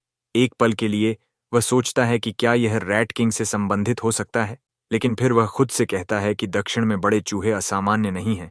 वह इस विचार को झटक देता है और महसूस करता है कि शेन न्यानहान पूरी तरह से शांत है। वह उसकी तरफ देखता है और उसे असहजता से हिलते हुए, अपने घुटनों को कसकर दबाए हुए देखता है। वह तुरंत समझ जाता है। बचपन से ही जब भी शेन न्यानहान घबराती या डरती है तो वह अपने मूत्राशय पर नियंत्रण खो देती है। हालांकि यह उसके लिए शर्मनाक है, लिन जिचेन को हमेशा लगता है कि उसकी यह स्ट्रेंज रिएक्शन किसी छिपी हुई शक्ति से जुड़ी हो सकती है। घर पहुंचने पर लिन जिचेन की मां जंग वंगसिन यह देखकर हैरान होती है कि लगभग 3000 युएन का बीस्ट मीट गायब है। लिन जिचेन तुरंत बहाना बनाता है और शर्माते हुए कहता है कि इमरजेंसी में भागते समय शायद कहीं गिर गया हो। उसकी मां तुरंत उसकी सुरक्षा को प्राथमिकता देती है और कहती है कि मीट की चिंता मत करो, बस इतना मायने रखता है कि वह सुरक्षित है। लिन जिचेन अंदर ही अंदर राहत की सांस लेता है, लेकिन कहानी यहीं खत्म नहीं होती। वह खुश था कि उसने अपनी मां को बेवकूफ बना दिया था, लेकिन उसके पिता लिन यिसान और भी ज्यादा जिद्दी निकले। वह कहते हैं कि वह उस महंगे मीट को वापस लेने जाएंगे और डींग मारते हैं कि भले ही वह एक फेडेड वेज स्लेव हैं, उनमें साहस और भावना की कमी नहीं है। लिन जिचेन उन्हें रोकने की कोशिश करता है, कहता है कि वापस जाना बहुत खतरनाक है और मीट वैसे भी खराब हो गया होगा। लेकिन उसके पिता को शक हो जाता है और पूछते हैं, तुम्हें कैसे पता कि मीट खराब हो गया है? माथे से पसीना पोंछते हुए लिन जिचेन जल्दी से जवाब देता है, बस एक अनुमान। इस बीच अब खाली पड़े सार्वजनिक सुरक्षा कार्यालय में पुलिस कैप्टन अभी भी उस रात की अजीब घटनाओं के बारे में सोच रहे हैं। सिगरेट पीते हुए वह वही सवाल दोहराते रहते हैं। एक ऑर्डिनरी मिडिल स्कूलर इतनी अविश्वसनीय शक्ति और सटीकता के साथ पत्थर कैसे फेंक सकता है? अचानक उन्हें कमरे के कोने से एक अजीब सी आवाज सुनाई देती है। जब वह फाइलिंग कैबिनेट्स के ऊपर एक विशाल चूहा, जो किसी भी ऑर्डिनरी चूहे से बहुत बड़ा है, को बैठे हुए देखते हैं तो उनकी आंखें चौड़ी हो जाती हैं। इससे पहले कि वह कुछ कर पाते, विशाल चूहा नीचे कूदता है। कैप्टन तुरंत अपनी पिस्टल निकालते हैं और गोली चलाना शुरू कर देते हैं। जो होता है वह एक बहुत तेज, हिंसक और खूनी दृश्य है जो एक खूनी धुंध में समाप्त होता है। अगले दिन क्लास में लिन जिचेन अपनी डेस्क पर बैठता है और जोर से आह भरता है। पिछली रात को याद करके उसे एहसास होता है कि वह अभी भी काफी कमजोर है। चाहे वह शक्तिशाली हेरेटिक हो या महिला साइबॉर्ग, उसे जल्दी से और बीस्ट मीट खरीदने और अपने गाइडबुक के प्रोग्रेस बार को भरने के लिए पैसे कमाने की जरूरत है, गोस्ट शैडो स्क्विड जैसी चीजों के लिए। कुछ देर के लिए वह सोचता है कि शायद इन्फ्लुएंसर बनकर या स्टडी मटेरियल्स बेचकर काम चल सकता है, लेकिन वह तुरंत इस विचार को खारिज कर देता है। उसे लगता है कि ये बहुत फ्लैशी हैं और लो प्रोफाइल रहने के उसके लक्ष्य के खिलाफ हैं। अचानक उसके दिमाग में एक नया विचार आता है उसे याद आता है कि इस दुनिया में एकेडमिक्स से ज्यादा मार्शल आर्ट्स और जीन फ्यूजन ज्यादा महत्वपूर्ण है। वह फैसला करता है कि अब कार्रवाई करने का समय आ गया है। बाद में वह बिल्डिंग सी में स्थित जिम जाता है जहां मार्शल आर्ट्स टीम अभ्यास कर रही है। वह कोच गो को देखता है जो थर्मोस से पानी पी रहे हैं। लिन जिचेन उन्हें ग्रीट करता है। एक हैरान कोच गो उससे पूछते हैं कि क्या वह टीम में शामिल होने आया है या बस इसके बारे में और जानना चाहता है। सीधा जवाब देने के बजाय लिन जिचेन थोड़ा आगे झुकता है और धीरे से पूछता है, अगर मैं टीम में शामिल हो जाऊं तो क्या मुझे सिटी टूर्नामेंट्स में प्रतिस्पर्धा करने का मौका मिलेगा? और क्या प्राइज मनी सच में बहुत बड़ी है? कोच गुओ मुस्कुराते हैं और पुष्टि करते हैं कि हाँ, उसे मौका मिलेगा और प्राइज मनी 10,000 युएन तक हो सकती है। उसकी सबसे बड़ी चिंता दूर हो जाती है। लिन जिचेन कोच से हाथ मिलाता है और घोषणा करता है, मैं आज से मार्शल आर्ट्स टीम में शामिल हो रहा हूँ। कोच गुओ खुशी से उसका स्वागत करते हैं। कोच पूरी टीम को इकट्ठा करते हैं और नए सदस्य की घोषणा करते हैं। वह लिन जिचेन का परिचय देते हैं, सभी को याद दिलाते हैं कि वह स्पोर्ट्स मीट का चैंपियन था। टीम के अन्य सदस्य जन काई, हुआंग यंकिंग, वू रिंग, लिू तोंग और हान यीगो एक-एक करके अपना परिचय देते हैं। आखिरकार लिन जिचेन अपना परिचय देता है। चूंकि लिन जिचेन को पहले कभी कोई फॉर्मल मार्शल आर्ट्स ट्रेनिंग नहीं मिली थी, कोच गुओ उसे बेसिक फिस्ट और लेग टेक्निक्स सिखाना शुरू करते हैं। कोच बताते हैं कि ये मूव्स सरल दिखते हैं, लेकिन असल में इनमें महारत हासिल करना मुश्किल है। वह कहते हैं कि टीम के सबसे तेज सीखने वाले ली शो को भी उन्हें परफेक्ट करने में पूरा 1 सप्ताह लगा। फिर कोच लिन जिचेन को खुद कोशिश करने के लिए प्रोत्साहित करते हैं। लिन जिचेन तुरंत एक रेडी स्टैंस में आ जाता है। सेलेस्टियल रूट की वजह से, जो उसकी विजडम एट्रीब्यूट में छिपी है और जो उसे मार्शल आर्ट्स की गहरी समझ भी देती है, वह सिर्फ देखकर ही कोच के पूरे डेमोन्स्ट्रेशन को याद और समझ लेता है। जैसे ही वह फिस्ट टेक्निक्स का अभ्यास करता है, एक सिस्टम नोटिफिकेशन दिखाई देता है जो उसे उसकी विटैलिटी, स्ट्रेंथ, डेक्सटेरिटी और प्रोफिशिएंसी में पॉइंट्स देता है। वह सभी हाथ और पंच मूवमेंट्स को पूरी तरह से करता है, बिना किसी गलती या देरी के। फिर वह सीमलेसली लेग टेक्निक्स पर चला जाता है और शक्तिशाली स्मूथ किक्स दिखाता है। एक और सिस्टम नोटिफिकेशन दिखाई देता है। इस बार उसकी लेग मसल्स, डेक्सटेरिटी और प्रोफिशिएंसी पॉइंट्स बढ़ते हैं। कोच और पूरी टीम दंग रह जाते हैं। हर कोई पूरी तरह से शांत होकर उसके अभ्यास को देख रहा है। कोच की आंखें चौड़ी हो जाती हैं और उनका थर्मोस लगभग गिर जाता है। ऐसा लगता है कि वह अपनी आंखों पर विश्वास नहीं कर सकते। उनके दिमाग में सिर्फ एक ही विचार चल रहा है, कोई सिर्फ एक बार देखकर ऐसे कॉम्प्लेक्स फॉर्म्स को इतनी खूबसूरती से कैसे कर सकता है। इस प्रदर्शन को देखकर कोच के दिमाग में सिर्फ एक ही विचार आता है, यह लड़का एक जन्मजात मार्शल आर्ट्स प्रोडिजी है, अरबों में एक। शाम को शंघाई में लिन जिचेन की मां जांग वांगशिन उसे रात के खाने के लिए बुलाती है। वह उत्साहित होकर हाथ में चम्मच लेकर दौड़ता है और पूछता है, मां, आज क्या बनाया है? उसकी मां गर्व से उसे गोस्ट शैडो स्क्विड की बड़ी प्लेट दिखाती है, वही चीज जो वह चाहता था। खाने की खुशबू इतनी अच्छी है कि वह अपनी मां से कहता है, मां, खुशबू कमाल की है। उसकी मां कहती है कि यह गर्म है, इसलिए जल्दी खाओ। वह एक बाइट लेता है और प्यार से कहता है, मां, आपका खाना दुनिया में सबसे अच्छा है। उसकी मां खुशी से कहती है, अच्छे से खाओ, मैं तुम्हारे लिए पूरे 3 जिन लेकर आई। जैसे ही वह खाना खाता है, एक सिस्टम नोटिफिकेशन दिखाई देता है जो उसे बताता है कि गोस्ट शैडो स्क्विड खाकर उसने इसके लाइफ एसेंस का एक हिस्सा अब्जॉर्ब कर लिया है और उसके गाइड बुक का प्रोग्रेस 3.01% तक पहुंच गया है। उसे निराशा के साथ एहसास होता है कि मीट खाने से भी बहुत बड़ा फायदा होता है। अगर उसे यह पहले पता होता तो उसने पहली खेप को छूकर खराब नहीं किया होता। खाते समय उनकी आंखें एक न्यूज रिपोर्ट पर पड़ती हैं। रिपोर्ट एक 14 साल की जीनियस लड़की के बारे में बात करती है जो इतिहास की सबसे कम उम्र की साइबॉर्ग है। एक एनर्जी कोर के साथ फ्यूज होने के बाद उसके एनर्जी सिस्टम ने उसे सुपर ह्यूमन एबिलिटीज दी हैं।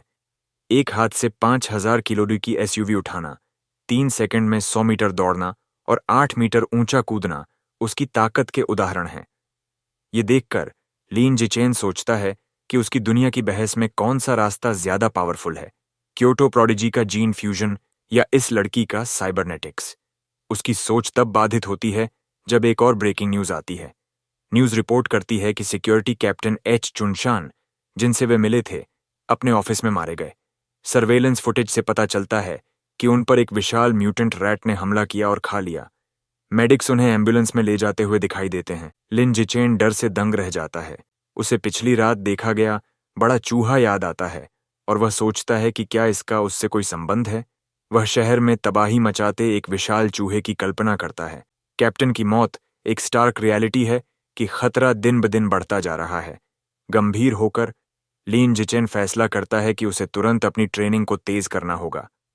एक नई चुनौती और एक नई उपलब्धि पुलिस कैप्टन की मौत के बाद लिन जिचेन खुद को एक स्ट्रिक्ट ट्रेनिंग रेजिमेंट पर डाल देता है।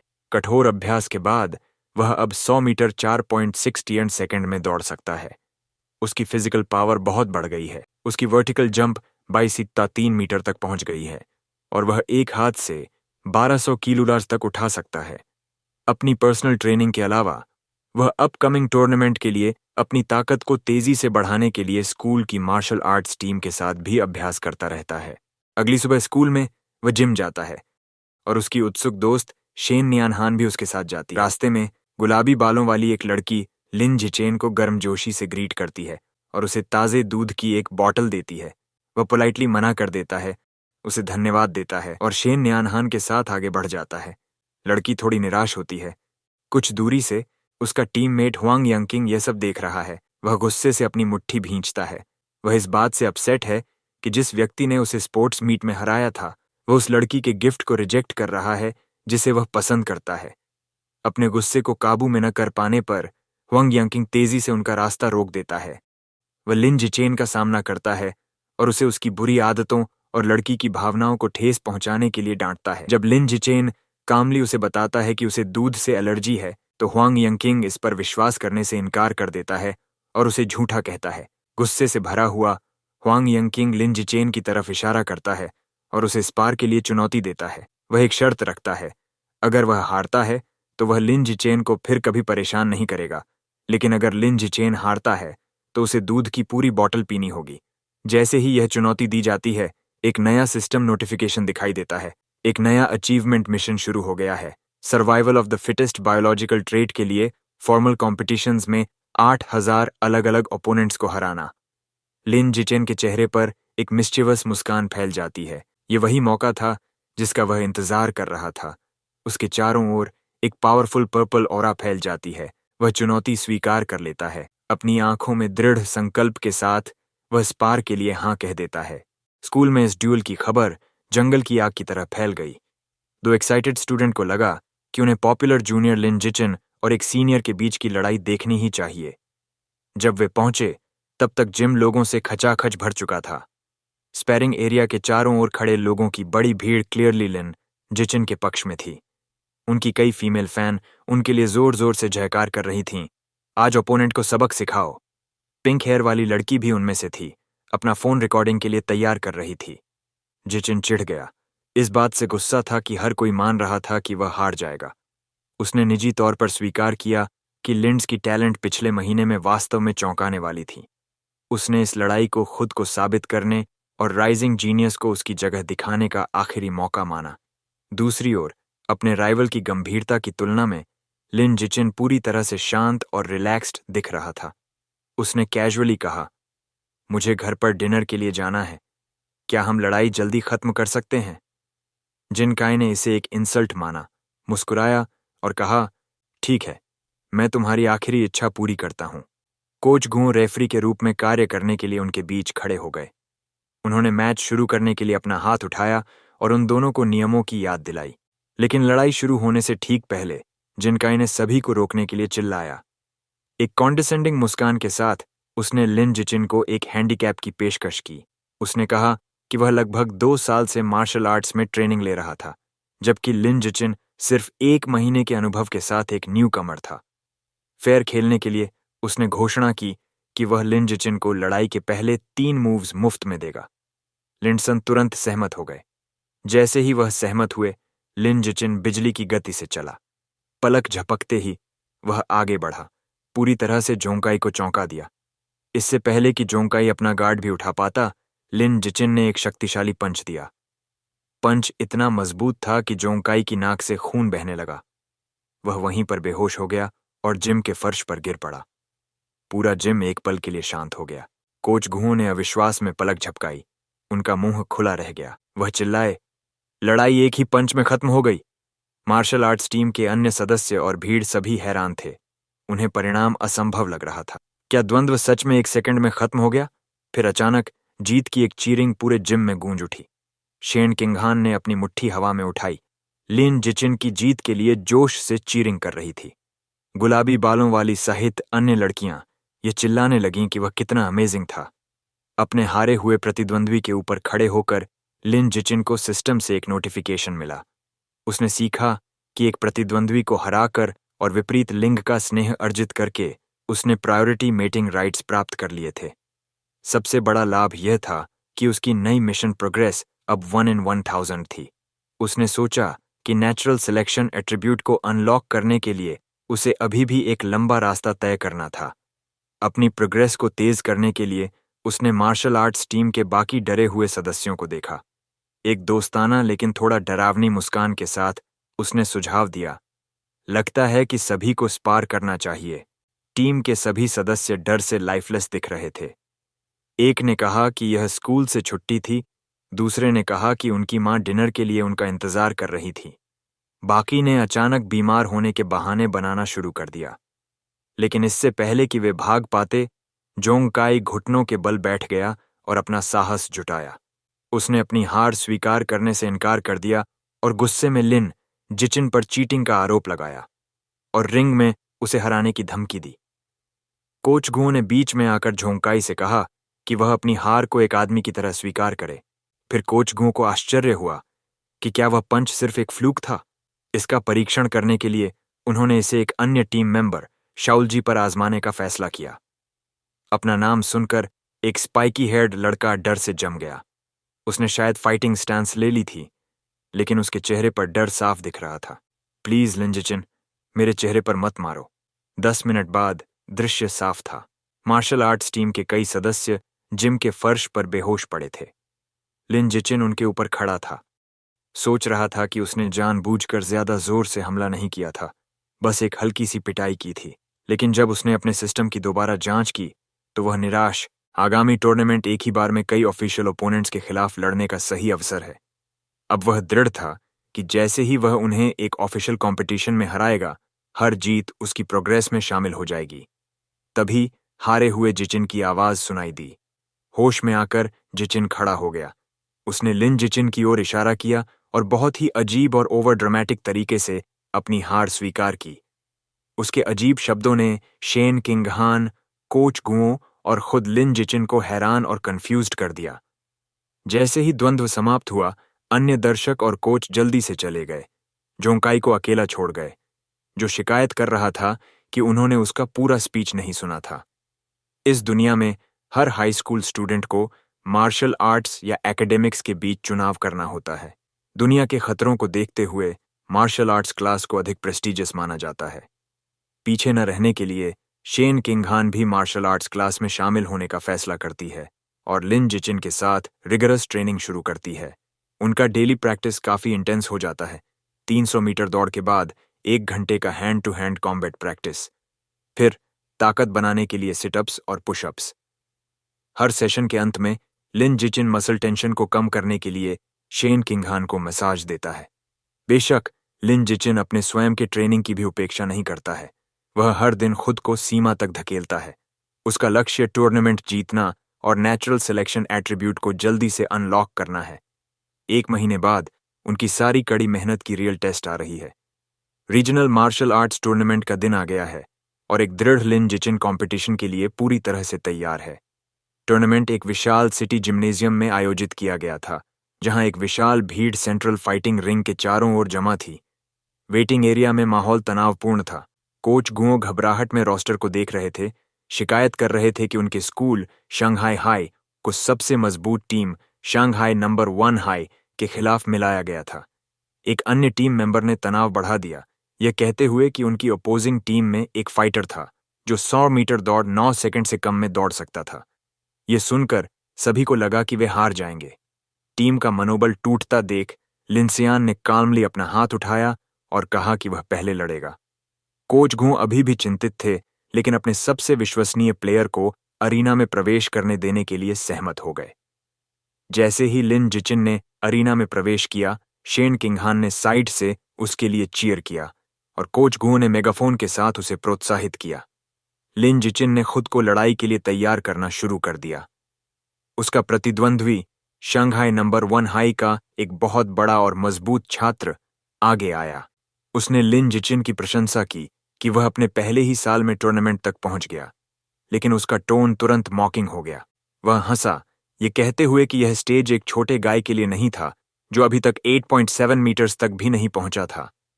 अपनी मसल्स दिखाते हुए उसने लिंसियान को हाइट और स्ट्रेंथ के बीच रियल डिफरेंस दिखाने का वादा किया।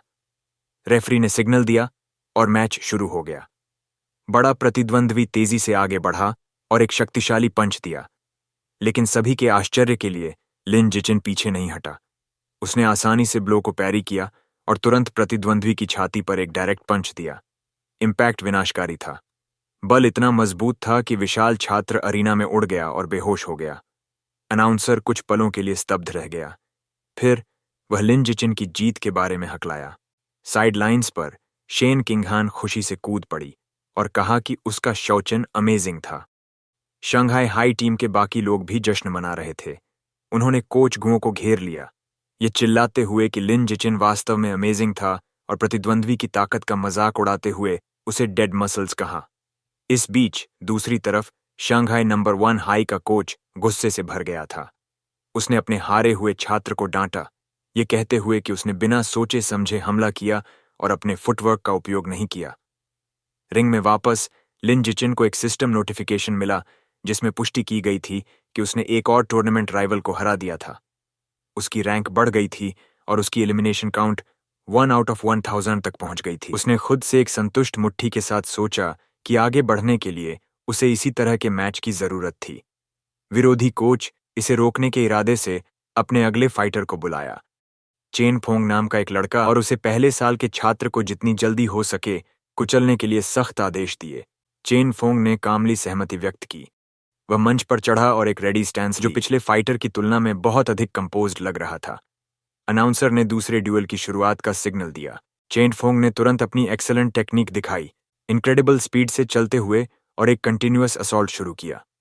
लिन जिचेन ने इस ऑनस्लॉट का काल्मली सामना किया और सिर्फ एक हाथ से एक पावरफुल किक को ब्लॉक कर दिया, लेकिन उसके ब्लॉक का बल इतना महान था कि चेन फोंग हवा में अनियंत्रित रूप से घूम गया, सीधे अरीना के फर्श पर गिर गया और बेहोश हो गया। मेडिक्स तुरंत स्ट्रेचर के साथ आए और चेन फोंग को दूर ले गए, ये कहते हुए कि उसे हेड स्कैन की जरूरत थी। भीड़ स्तब्ध रह गई। लोग एक दूसरे से बड़बड़ाने लगे, ये सोचते हुए कि अभी क्या हुआ, और यह अनुमान लगाते हुए कि शंघाई हाई का यह छात्र शायद बहुत लकी था। कुछ एंग्री स्पेक्टेटर्स चिल्लाए कि टूर्नामेंट में रिगिंग हुई थी और रिफंड की मांग की, लेकिन शंघाई नंबर 1 हाई का कोच सच्चाई समझ गया था। डिस्पेयर में अपने सिर पर हाथ रखकर बैठे हुए उसे धीरे धीरे एहसास हुआ कि यह लक नहीं था। शंघाई हाई का यह पहले साल का छात्र एक ट्रूली अमेजिंग फाइटर था। वेटिंग एरिया में वापस कोच एक नई स्ट्रेटजी के साथ उन्होंने अपने अगले फाइटर गफ्फे नाम के एक स्पाइकी हेयर्ड लड़के को बुलाया और उसे पूरी तरह से डिफेंस पर ध्यान केंद्रित करने के लिए सख्त आदेश दिए। चेतावनी दी कि एक और हार के लिए कोई जगह नहीं थी, लेकिन गफ्फे आत्मविश्वास से भरा था। उसने काल्मली अपने कोच से कहा कि चिंता न करें, कि वह निश्चित रूप से जीतेगा। जैसे ही वह रिंग की ओर चला, गफ्फे ने मानसिक रूप से लीन की जीत को डिसमिस कर दिया। उसे विश्वास था कि उसका प्रतिद्वंद्वी वास्तव में मजबूत नहीं था और अब तक केवल ट्रिक्स से जीता था। अपनी superior speed, 100 metre dash 9 second से कम में और अधिक अनुभव पर भरोसा करते हुए उसे यकीन था कि वह हार नहीं सकता था। भीड़ में एक हंगामा हुआ। दर्शक गफ्फे की रेप्यूटेशन पर चर्चा कर रहे थे और उसकी गति से अमेज्ड थे। भीड़ में किसी ने कहा कि उसके पिता एक जीन फ्यूजन यूजर थे। यही वजह थी कि उसकी एबिलिटीज इतनी एनहांस्ड थीं। सभी को लगा कि लिन जिचिन का अमेजिंग रन यहीं खत्म होने वाला था, लेकिन साथ ही सभी ने उसकी पोटेंशियल को भी स्वीकार किया। अनाउंसर ने ड्यूअल की शुरुआत का सिग्नल दिया। अपने कोच के शब्दों को नजरअंदाज करते हुए गफ्फे तुरंत ऑफेंसिव पर चला गया। उसने लिन जिचिन पर एक शक्तिशाली किक से हमला किया और फिर रैपिड स्ट्राइक्स की बौछार शुरू की। यहीं पर उसने अपनी स्पेशल टेक्निक को अनलीश्ड किया, flowing water shattering rock fist. Coach अपनी सीट से गुस्से में चिल्लाए, अपने छात्र को आदेशों का पालन न करने के लिए डांटा, लेकिन गफे ने डिफेंसिव गार्ड को यूजलेस माना। उसे यकीन था कि उसके जैसा जीनियस को इसकी जरूरत नहीं थी। इस बीच लिन जिचेन ने आसानी से उसके सभी ब्लोज को इवेडेड कर दिया। उसे टेक्निक दिलचस्प लगी और उसने वहीं तय किया कि वह इसे सीखेगा। गफे फ्रस्ट्रेटेड हो गया क्योंकि उसकी कोई भी हिट कनेक्ट नहीं हो रही थी। थककर वह रुक गया और गुस्से में पूछा कि लिन जिचेन उसके हमलों से कैसे बच रहा था। लिन जिचेन ने कामली जवाब दिया, क्या तुम्हारे पास कोई और मूव्स हैं? सीधे तौर पर उसका मजाक उड़ाते हुए। ये सुनकर गफे और भी एनरेज्ड हो गया और डेस्परेशन में पंचेस की एक नई बौछार शुरू की, लेकिन मूव्स वही पुराने और प्रेडिक्टेबल थे। लिन जिचेन ने सोचा, ठीक है, बहुत हो गया ऑब्जर्वेशन, चलो इसे खत्म करते हैं। उसने फाइनल पंच को एफर्टलेसली डॉज किया और गप्पे के मिड सेक्शन पर एक शक्तिशाली किक दी। मैच तुरंत खत्म हो गया। अरीना में भीड़ साइलेंस में स्टन हो गई। फिर साइलेंस शंघाई हाई के समर्थकों की थंडरस चीयर्स से टूट गई। कोच गुओ और शेन किंगहान खुशी से कूद पड़े, ये चिल्लाते हुए कि उनका शाओचेन एक बीस्ट था। सभी ने उसकी तीसरी कंसेक्यूटिव विक्ट्री का जश्न मनाया। टूर्नामेंट के रिमेनिंग राउंड्स भी उतने ही आसान थे। अगले ओपोनेंट्स और भी कमजोर साबित हुए। लिन जिचिन ने एफर्टलेसली हर एक को हराया, अकेले ओपोजिंग टीम के सभी 5 फाइटर्स को नॉकआउट कर दिया।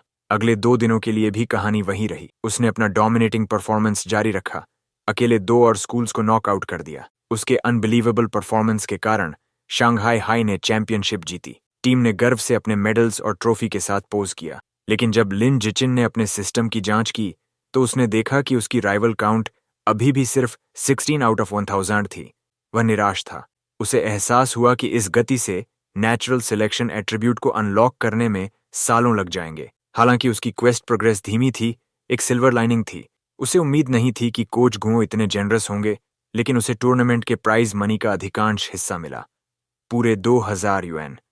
एकेडमिक कंपटीशन से प्राइज मनी जोड़ने पर अब उसके पास लगभग 300 यूएन थे, लेकिन पैसा ज्यादा समय तक नहीं चला।